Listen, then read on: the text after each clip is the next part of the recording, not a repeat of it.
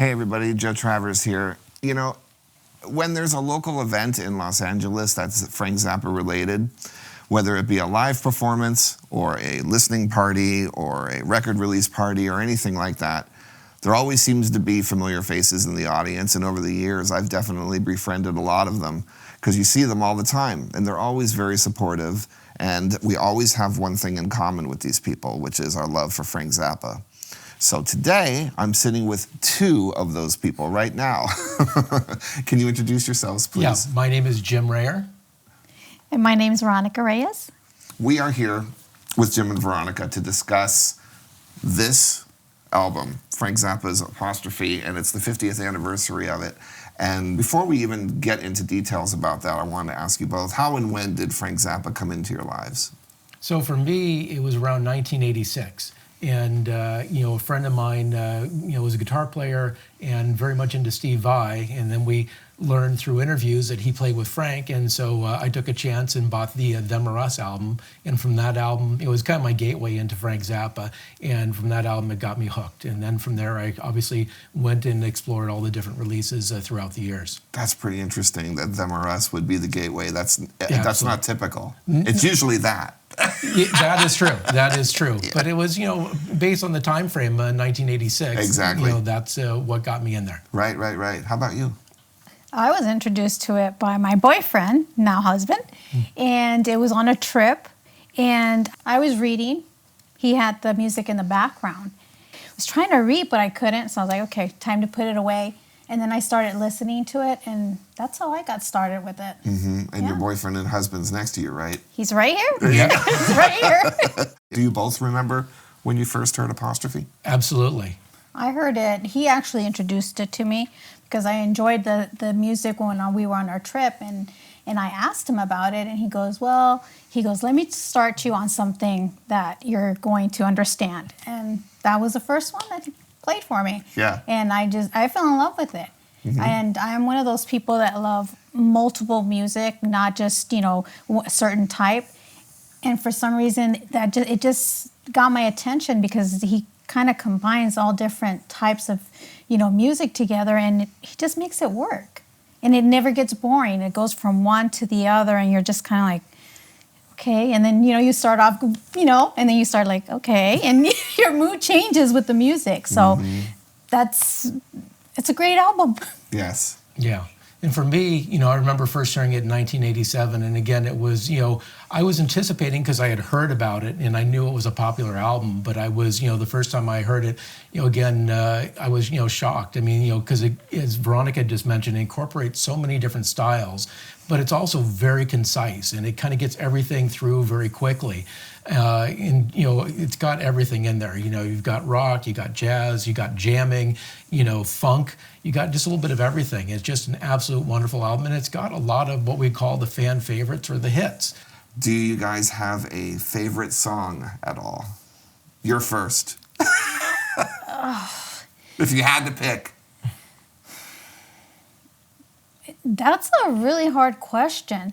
I was kind of torn between Cosmic Debris and Stinkfoot. For Cosmic Debris, I love the wordplay that he does on it, and it just it's funny, but at the same time you can hear the melody in the background, so you kind of have a little bit of both. Mm-hmm. I don't have a favorite. They're all my favorite. I definitely don't. I can't pick one. I can't pick one. How about you? No. So I'd say that, I probably don't have a favorite, but the one that resonated with me most was actually Uncle Remus. I remember listening to Apostrophe the first time and, listened to the whole album, finished up. And first thing I did after I got done listening to the album was I called my friend Mike, who was also getting into Zappa at the time. Mm-hmm. And, I remember saying, hey, what did you think about the album? And then I remember saying, hey, what did you think about Uncle Remus? And he's like, I was shocked because it was just so different than, everything else he had done. Mm-hmm. I remember telling him specifically, I said, I cannot believe at the time when this album came out in 1974, why that was not a hit and why it was actually not on the radio today. Still on, rock radio. And that still to this day surprises me. But, if you look on the streaming sites, it's one of the most popular songs in the catalog on the streaming sites. And here's a song that, was ironically, on the second side, second to last song. For most rock and roll bands, it's really where they kind of put the filler songs. And here's, what to me was a high point, in the album. But the whole album is just, phenomenal. Safe to say that it is the most iconic image of Frank. Like whenever anybody talks about Frank Zappa, that's the first thing. Maybe first picture comes to mind. Maybe the mustache tweak photo as well might be as popular, but I really think that that's the one. Like that's kind of like, not only is it the go-to image to represent the man, but it's also like the go-to album that most people seem to just kind of like go to when it's time to discover the music and discover the man, Yeah. You touched on this. There's a lot of different reasons why the content kind of touches people more than others. Yeah. I think that, and let me know if you guys agree with this, but I think that because it's a Frank Zappa solo album and he's singing on everything, Absolutely. that is a factor. And also the humor of the stuff that's in there, the musicianship, the layers. It's got all of the sonic layers. Sonically, it's an amazing sounding record. Yes. And, at the time, quadraphonic was happening, so we mixed it in quad as well. Right. So he was definitely, interested in pushing the sonic barriers, like always. He was a pioneer with sound. And this album, along with Overnight Sensation, happened to be the ones that did that. Correct. And I think that it just ended up being a pretty ideal time for Frank in the business. Like, it just ushered in a new chapter. Do you agree? Absolutely. No, I mean, if you look at that time frame from 1973 through 1975, he had a different sound that, had changed from the prior albums, before that. And this sound, was obviously, it was a little bit more catchy maybe than some of the prior albums. So it had more appeal. He was on his A game. I mean, he was always on his A game, but, with this time, he was, absolutely, he wasn't commercial to be commercial. It just kind of came across that way. It's the way that I would, kind of put it. For me, and Jim can attest to this, I would always say, because he would put the album on, and I would listen to the music. I would love the melody, and I would tell him, I don't understand what he's saying. And then he's like, just listen to it. And I'm like, I still don't understand what he's saying. Then he pulled out the lyrics. And so to me, it's twofold. Was the melody, the music, the instruments, and everything that he implemented, that first hit me. Mm-hmm. And then once he introduced the lyrics to me, and then I started reading them, then it was the humor. I was like, really? Yeah. The yellow snow, you don't need the yellow snow. And then I found it funny. So now I can go ahead and put both of them together. But to me, the melody's all.